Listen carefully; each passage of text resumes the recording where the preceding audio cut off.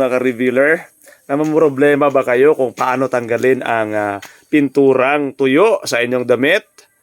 Ito po ang ating damit. Yan po ninyo kung paano po tatanggal ang pintura sa amin pong damit o anuman pong suot ninyo na pantalon, anuman pong tela. Sige. Ang pintura, di ba? Hirap na hirap tayo natanggalin ang pintura. Yan. Ito lang po ang ating gagawin. Okay. Kumuha po tayo nito. Ito po. Nail polisher remover or acetone. Simple lang po. Buhusan na po natin ng acetone.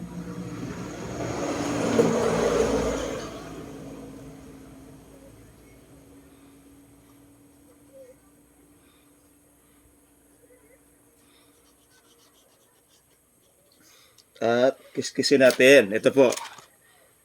Mas maganda po kung pino. Mas pino yung sander na gagamitin natin.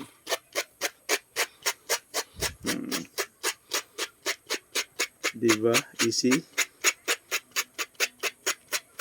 Napakadali. Walang problema. Easy.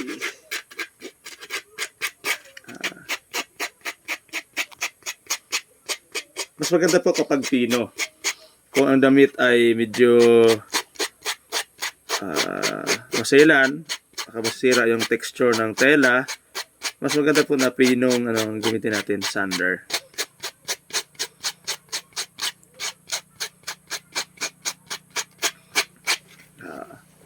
Diba?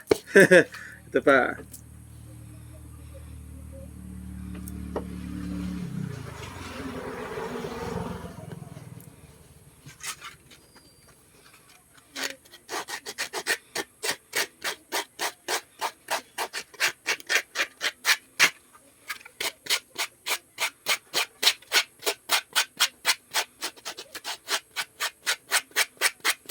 Sa pantalon, mas maganda yung rough.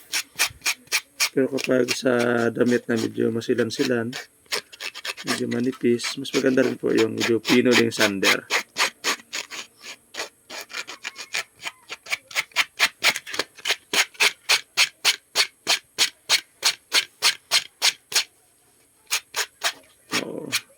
Mayroon pa? Wala na. Ito na lang. Mainit. Kasi ito na. Mainit. Para po sa lubos na pagtanggal ng pintura sa ating mga damit na nilalabhan, mangyayari lamang po na gumamit po tayo ng sabong panlaba or dishwashing po. Pwede rin po yun. At banlawan na lang po natin ng malinis na tubig at isampay na po natin. Thank you for watching. Sana po nakatulong sa Nonong Revealer kung paano po matanggal yung mancha na tuyong pintura sa ating damit.